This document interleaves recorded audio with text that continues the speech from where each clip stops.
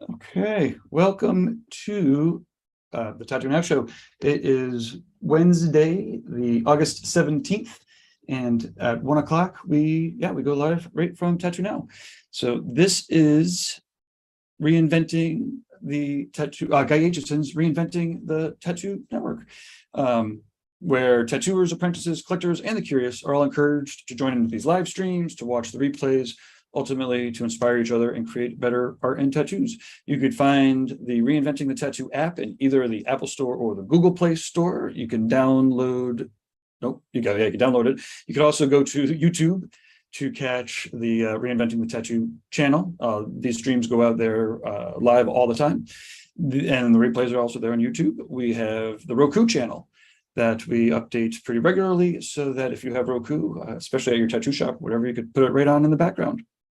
You can always find the latest and greatest at the reinventingthetattoo.com, and as well as TattooNOW.com. This is the TattooNOW show. Guy Aitchison's canon, the Reinventing the Tattoo canon, is the one of the essential reading really for tattooers, for apprentices. It used to be a book. Oh, I've got my computer doing crazy things here. Looks like everything's still working. Let me know that it's working in the chat room for you. In any event, go to reinventingthetattoo.com, and there's some free courses on history and prehistory, which are pretty awesome. There are some free webinars for the Reinventing the Tattoo canon that you can try out before you subscribe. It's a yearly fee, but Guy does a great job of keeping it up to date and current with guest chapters and whatnot. It's pretty amazing. He's it's out of control. It's all of Guy's knowledge about tattoos, as well as many dozens of people in the tattoo community that are awesome and thinking about things. So reinventingthetattoo.com. There's also an event schedule with all of the live streams and real world events that we will be setting up at. And let me, not unfortunately, I'm going to play a replay of an awesome interview that we did with Nick Baxter. It was kind of fresh off of a previous inspiring tour. And actually, you know what? I am going to screen share real quick here, because we're about to open up tickets for the next inspiring tour. And here we go. I'm going to screen share. And this is one of the very few .coms that it's actually not a .com. Isn't that crazy? Usually I'm all about the .coms, but this is inspiring.tours. And you'll see we've got the new dates, April 10th to the 13th. This is in New Hampshire. So Sean Barber and Nick Baxter, their work shouldn't need any introduction. Actually, you know what? I'll show off both of their sites here in a second, though. Basically, we're spending a day painting outdoors, plein air, a day indoors, still life. Then they did a collaborative tattoo together. And this next round, they're going to add a day of portrait painting. So it's the 3 classic practices in painting, and then the collaborative tattoo. And this is all happening at the unique Sam O'Reilly House in North Conway, New Hampshire. It's pretty amazing. It sells out really quick, right? So join the wait list, and we're going to be releasing the tickets very soon. So yeah, fill this out. We have potential locations. And when you join the wait list, you will get the links to buy the tickets as soon as they come out. So that is the inspiration for this next replay. And again, this is an awesome interview with Nick Baxter. Jackie was on. She's a tattooer, part of the Reinventing the Tattoo business class. And so she has some good questions about both business, about the tours, about art and whatnot. You know what? Actually, before I get this started, maybe I should check to make sure this is working online. If this is working for you, let us know where you're beaming in from on the computer, and please share it around. You might grab some clips. Again, if you're a fan of Nick Baxter, let me know in the chat room if you know who Nick Baxter is, and then maybe after you can let us know how it's working. Okay, well, anyways, let me get to our QuickTime. Here we go, QuickTime Player. Awesome, thanks again, everybody. And I have a full formatted show that's like over halfway edited. So that's what I'll be working on for while this replay. I'm not just going off to sip fruity drinks or anything. Okay, here we go. Cheers. Nope. That's not it. Where's our QuickTime? I'm doing the tech as well as the everything. Okay, one more second. Share sound. Basic Google. You're gonna love this shit.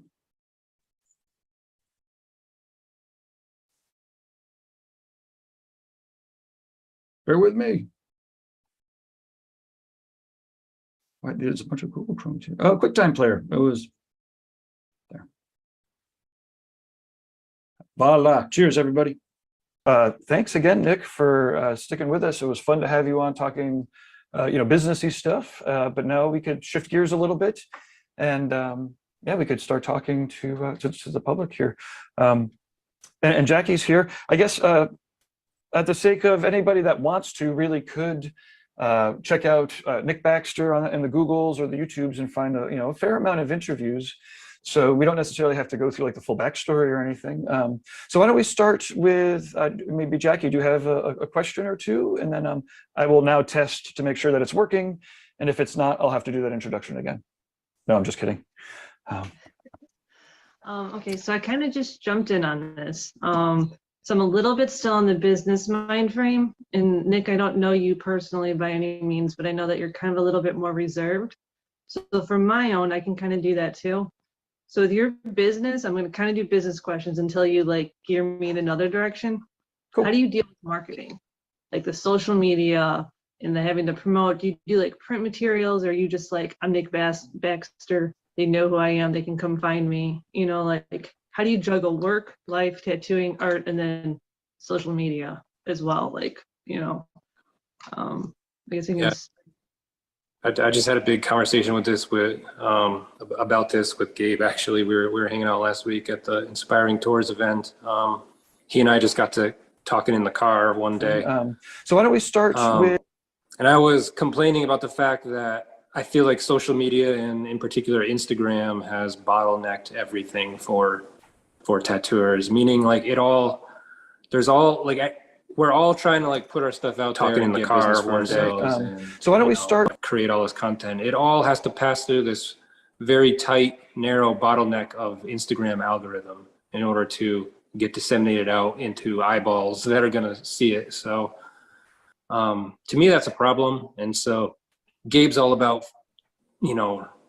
non-social media ways of like promoting your business and all that. And he's got some great ideas there, but to manage the time is I'm not the expert on social media or promotion. It's not my super strong point. I've always relied on the quality of my work and my artistic vision to hopefully sell my services to the public. So I spend I don't want to cut you off. It's like, do you like maybe you use your website more, or do you like hire people to do it, or you just like, I love under the radar.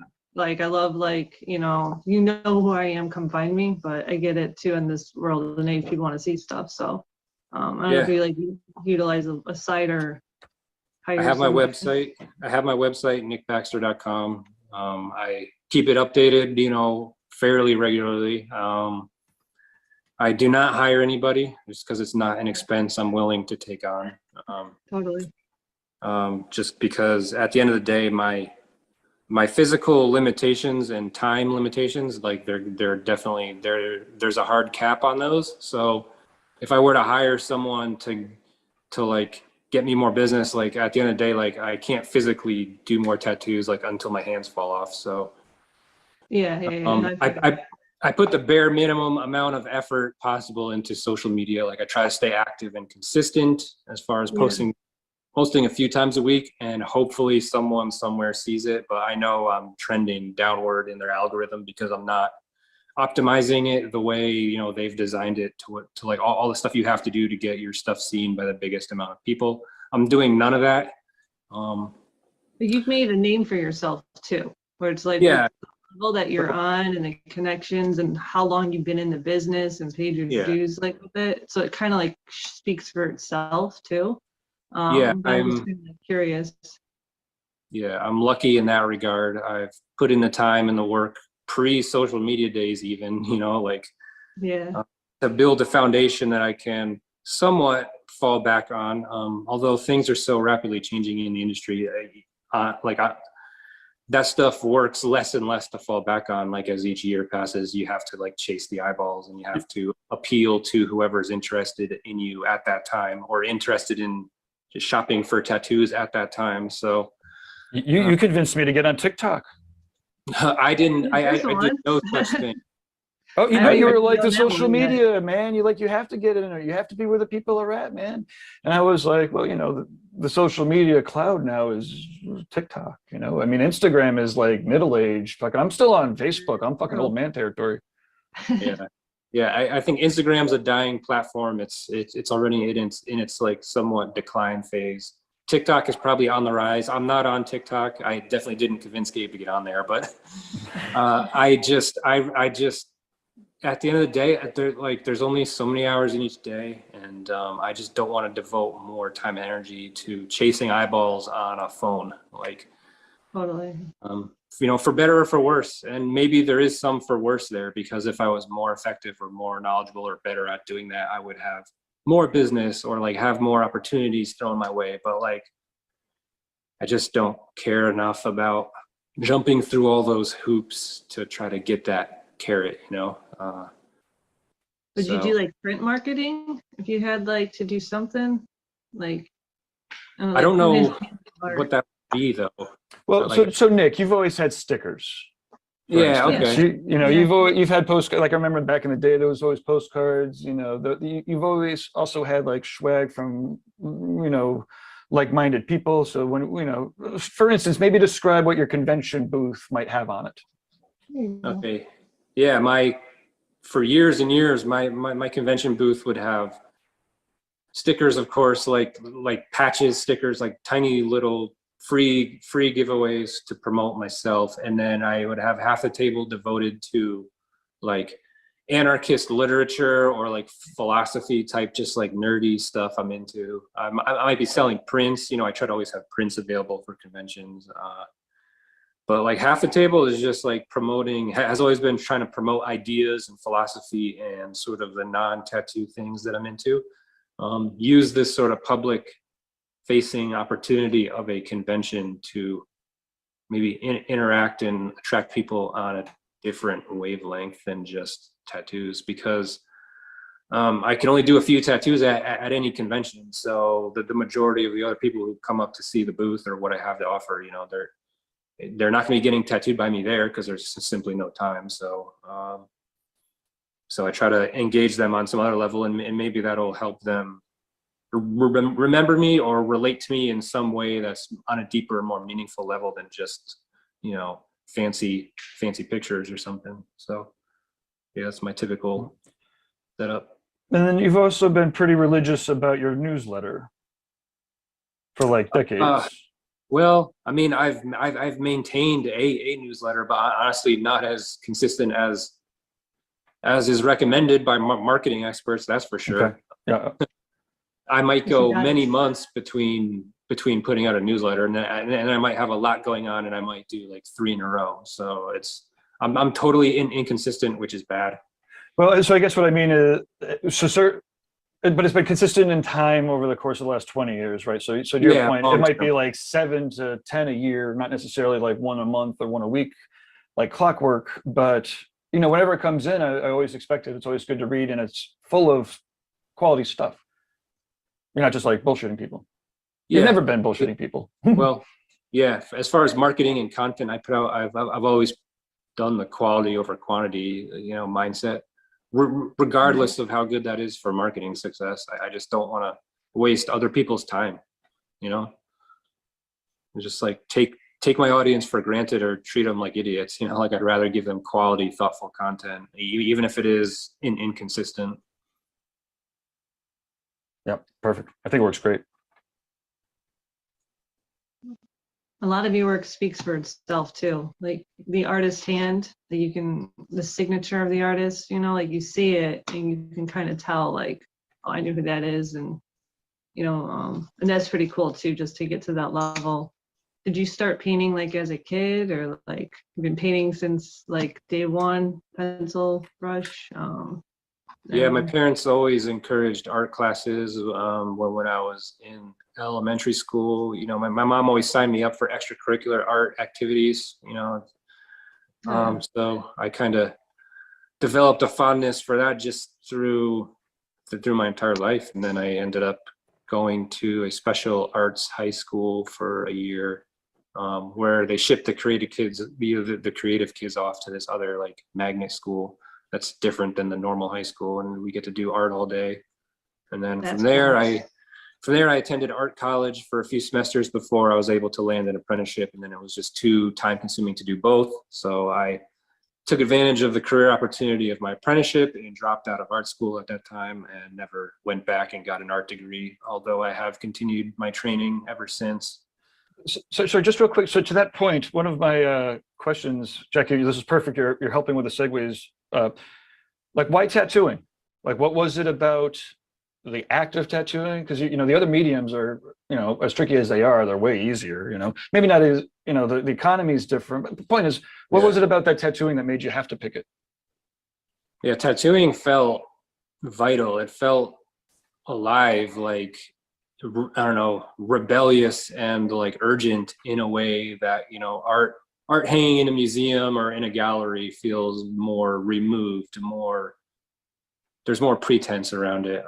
And I like those things. I'm not anti those things, but tattooing just compelled me in such a way that it's this dynamic, like fast changing, like medium that many different like aspects or people in society like can relate to. And there's more of a craft to it. Like there's more of like a working craftsman where like you do a day's work and you get paid. You know, so that's obviously attractive in terms of just the simple fact of having bills to pay. I mean, in the fine arts, it's more of like you have to invest all this time and effort and then hope you get paid after the fact if your work sells. In many cases, that's the case. So tattooing is definitely more of like a hand to mouth type of like humble craftsman approach where you go in and you do a day's work and you get paid. So just from a pragmatic standpoint, that's ideal as far as like being able to create art and then get paid for it right then and there. Sure. Now, the other some of the other topics that Jackie had brought up, I also have marked off here too, about the different, you know, mediums, right? So clearly you're working in cross mediums. Can you talk a little bit about some of the art exercises or some of the mediums that work in concert with tattooing, right? So younger artists might be looking to use some of the mediums where they could, you know, kind of, there's some overlap. And then I'm sure that there's some mediums or some types of art that you're like trying to completely break free of tattoo constraints, right? Like the skin is obviously the tricky medium. So I guess it's a dual part question. I don't know if you can remember it. I'm sorry, I'm dragging on, but the point is 2 parts. First part, any mediums that particularly informed your tattooing? And then how about ones that you have that are specifically not to? Yeah, I think the absolute foundation, like the most important fundamental for any tattooer in the entire world is drawing. You have to draw. So I know that like Photoshop reference is a thing now and people do their entire tattoo prep on a computer in Photoshop. But I think before you even get to that point, you have to be able to draw. So just simply like look at something and draw what it looks like. Or take an idea out of your head and translate that through pencil and paper or, you know, stylus and iPad, and get that out into a physical form with shape, with line, with shading. So drawing is key for everything. If you know how to draw, in my opinion, then you're more successful if you want to do the Photoshop route for all your tattoo prep. So that first and foremost. Painting gets built on top of drawing, is sort of like the next step above the foundation of drawing, because then you can get into color theory and sort of second tier art skills. And so those two, painting and drawing, you know, they're classical, timeless, analog mediums that will greatly benefit any tattooer, no matter what type of tattooing they do. And as far as, I don't know, what was the second part of the question? So are there any mediums that are, creative mediums that are free of the tattoo, that don't inform your tattooing in a direct, in a way like that? So I don't know if you have any other. Well, photography, I guess. I've always dabbled in photography, both film and digital photography. But to be honest, Gabe, like maybe the tricky answer to your question is there is not a single art medium that doesn't potentially relate back to or benefit tattooing if you have the right mindset. Yeah. There's always some subtle thread you could tease out and relate back and realize that that's helping you in some way in this other medium. You just have to have the awareness and sort of the holistic mindset to be able to recognize that in the first place. Holy Moses. You probably didn't even do that on purpose, but I did do it on purpose. You did. Well, speaking of the holistic process, right? So one of the things that I've always found amazing is the influence that you have on other tattooers. And I don't know if it was the first time, but I remember the first time that I remember seeing the holistic tattoo seminar. Was it in Rome? Yeah, I think Rome, the very first worldwide conference.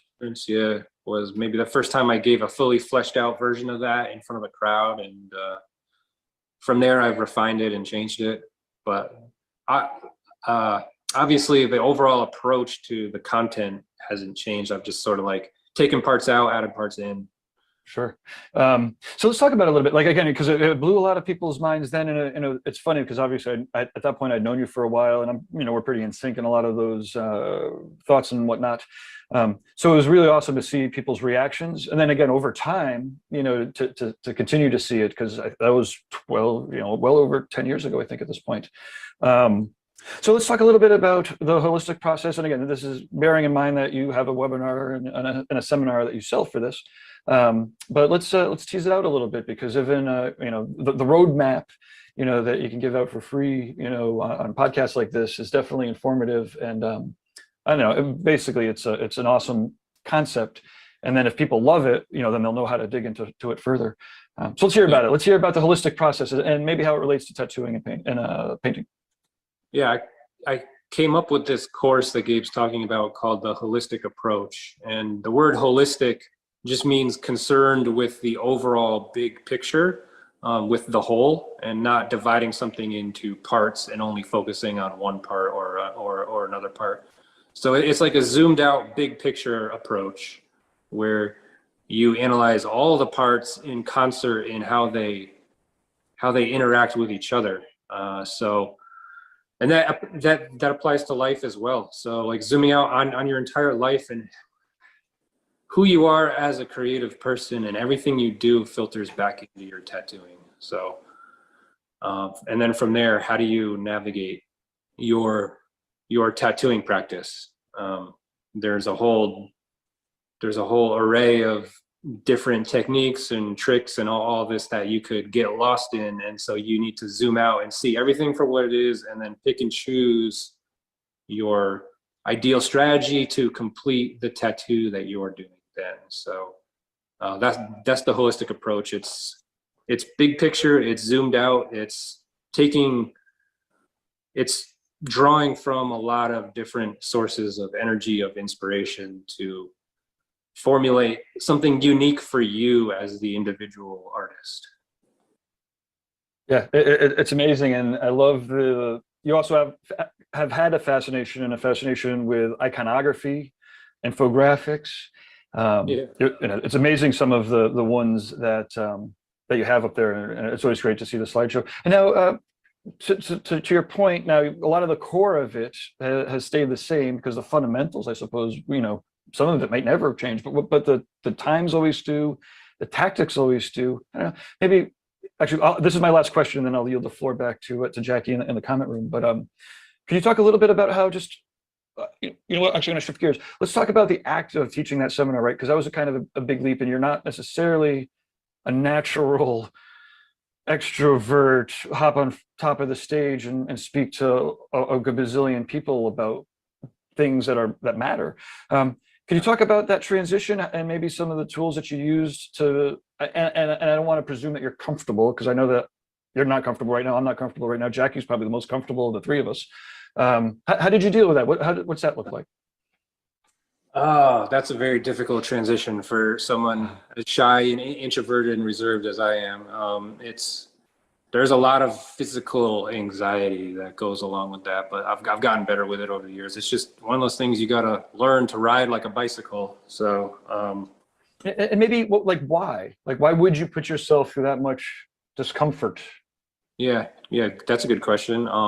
Because I believe in the content. I believe in what I'm trying to teach people. I have confidence in myself. I've been through the fires of life, of tattooing, of being a creative and navigating my way through this whole process, that I know I can speak with, from a place of self-confidence and authority on what I've been through. And just on a human level, I know that can help people. And I have a desire to help people. That's just a basic sort of thing that's hardwired into our human genome. We're a social species and we like helping others, and so I'm no different. I want to help people navigate the process of tattooing, of being a creative.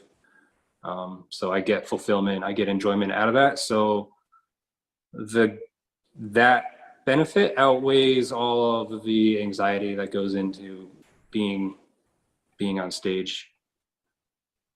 Yeah, it's crazy. And like I said, I appreciate you greatly, because and sort of there's a lot of the tattoo world, because like I said, when you get off stage, there's always 10% that are like, what the fuck just happened? And then there's like a lot of people that are like, oh, I got a lot of good stuff out of it. And then there's like 10 or 15% that are like, holy shit, that's exactly organizing, what is going on.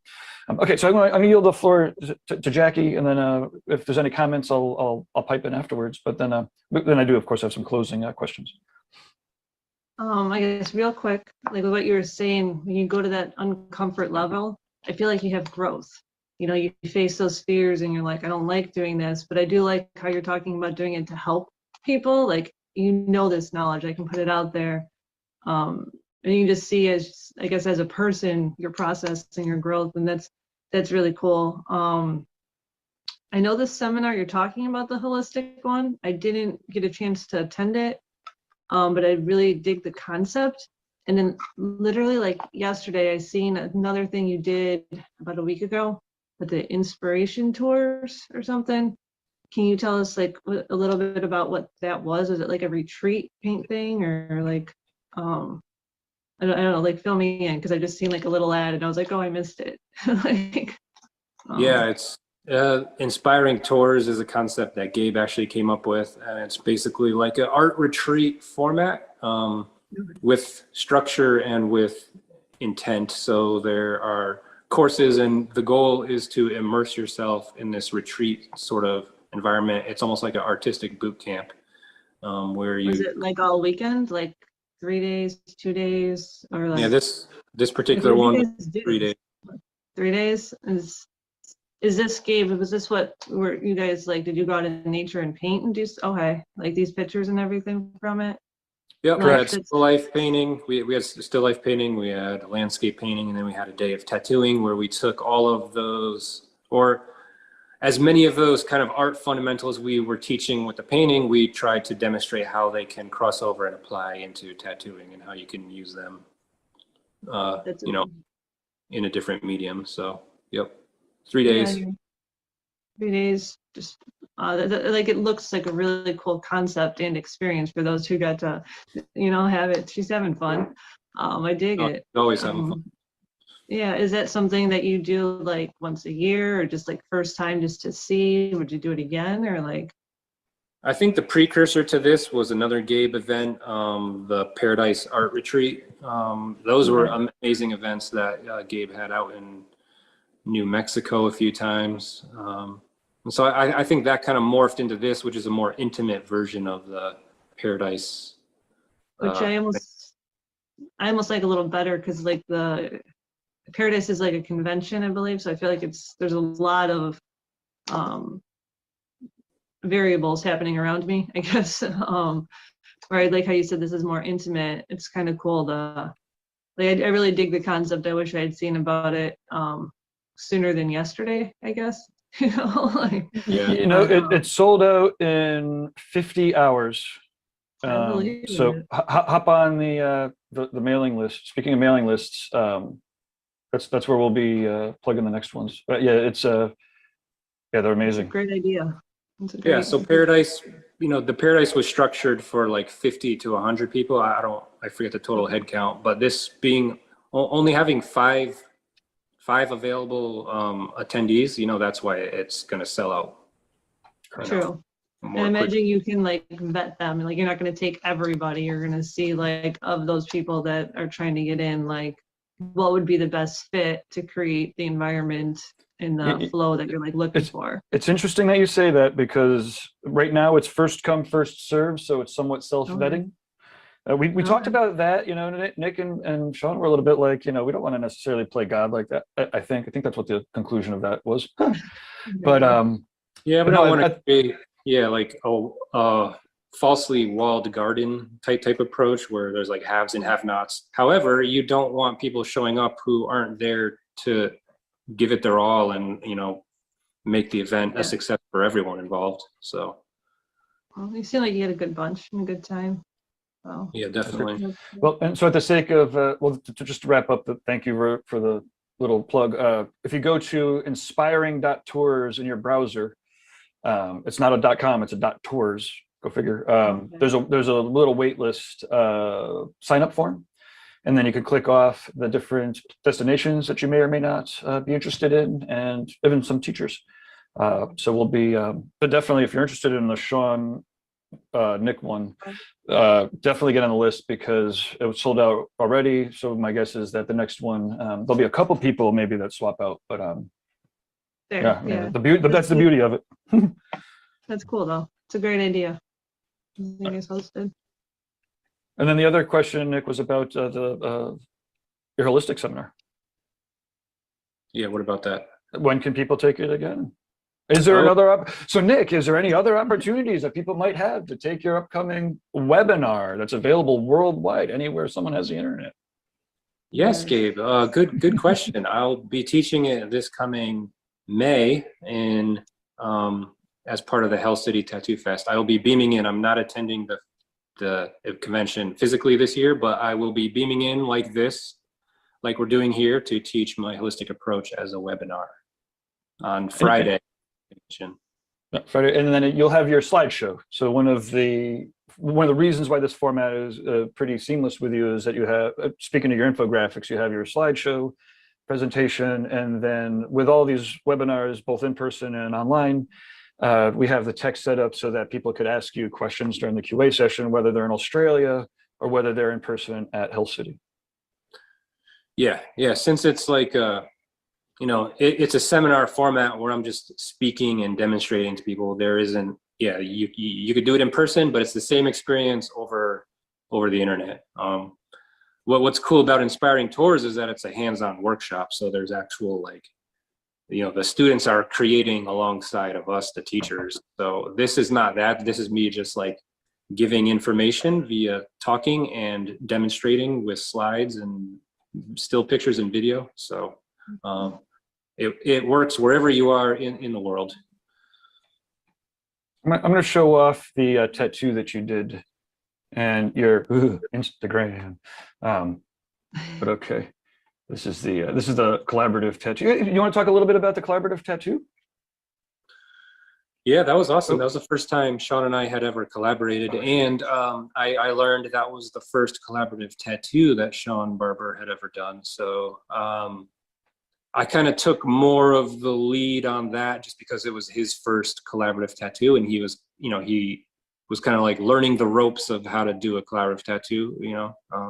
But he's a very accomplished artist, so it's not like I was with some kind of like beginner. I mean, he knows his stuff inside and out, painting, tattooing, you know, art theory. So yeah, so I kind of like, based on my previous good and bad experiences with doing collaborative tattoos, I kind of explained to him like, okay, here's certain things we need to hit on and we need to be in agreement with in order to make sure this is going to be a successful piece. So Then we passed a drawing back and forth. He came up with a lot of good like ideas and references, and then handed those over to me.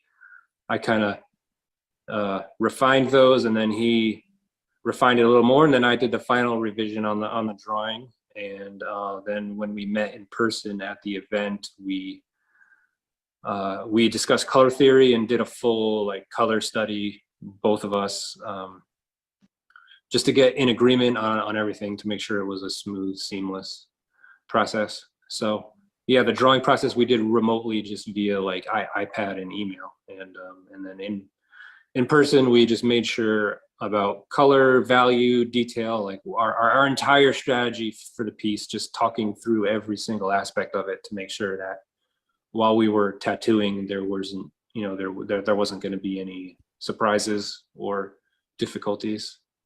Yeah, it looks great. I know everyone was eagerly anticipating how it was gonna look, what was gonna come up, because yeah, you guys are both two, you know, clearly powerhouses of art inspiration. Yeah, I think it was a great mix of styles and techniques. You know, we're kind of on the same page as far as how we paint, more or less. You know, we paint from life, and we paint representational art, so we know how to like render objects and how to pick a light source and shadow and all that stuff we're on the same page with. So it was easy for both of us to take all those artistic fundamentals right into the tattoo process. We just had to plan everything out in advance to make sure we were on the same page, and you know, neither of us was gonna go off script or start doing something that confused the other person and leads to a less good tattoo, basically. So it all went smoothly, because yeah, Sean's an amazing artist, and he understands things, and he's also a very self-aware, intelligent person, in that he knows what he knows, and he knows what he doesn't know, and he's willing to listen to others, which is amazing for someone of his accomplishment and stature, to, you know, be willing to take a step back if it's something he hasn't done before, and then like quickly learn the ropes, and then put himself in there and be like, okay, I got this now. So that's kind of how it went with the tattoo collaboration, just because he hadn't ever done a tattoo collaboration before, and I have done many. So one of the things I'm always taken aback by, and I don't know why, because he's consistent with it, is his nature. He has an inherent nature to ask how you're doing or how you feel about it. You know, I think that before, I don't know if it's before he thinks about it or what, but he like genuinely wants to know, you know, what do you think about it? Yeah, so it's amazing. Yeah, he's a good communicator. That's definitely a skill of his, and he's a good teacher, I think, because of that.